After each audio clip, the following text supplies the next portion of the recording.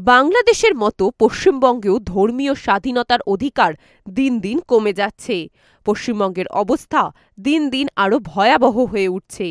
বাংলাদেশ যেমন জিহাদিদের জন্য উন্মুক্ত এলাকা হয়ে উঠেছে, ঠিক তেমনি মুখ্যমন্ত্রী মমতা ব্যানার্জির শাসনে পশ্চিমবঙ্গেও জিহাদিরা তাদের অরাজকতা ছড়িয়ে দিচ্ছে।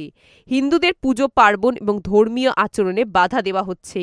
মন্দিরে হামলা, পুজোর আয়োজনের ওপর আক্রমণ, হিন্দুদের ব্যবসা, দোকানপাট ও বাড়িঘর ভাঙচুর করা হচ্ছে। সোমবার ৩১শে মার্চ রাত ১১টায় পূজ্য হিরণ্ময় গোস্বামী মহারাজের ওপর হামলা করা হয়। পশ্চিম মেদিনীপুর জেলার দাসপুরের ধর্মপুর গ্রামে গীতার শিক্ষা ও প্রসাদ গ্রহণের পর তিনি যথারীতি কিছুক্ষণ বাইরে হাঁটছিলেন। ঠিক তখনই হঠাৎ করে দুই দুষ্কৃতী হিরণ্ময় গোস্বামী মহারাজকে আক্রমণ করে। তারা তার ঘাড় দড়ি দিয়ে চেপে ধরে এবং ধারালো অস্ত্র দিয়েও আঘাত করে, এমনকি তার চুল পর্যন্ত কেটে দেওয়া হয়। বর্তমানে মহারাজজি ঘাটাল হাসপাতালে চিকিৎসাধীন রয়েছেন। তবে এখন প্রশ্ন উঠছে, তাহলে কি পশ্চিমবঙ্গ বাংলাদেশে পরিণত হয়ে উঠছে?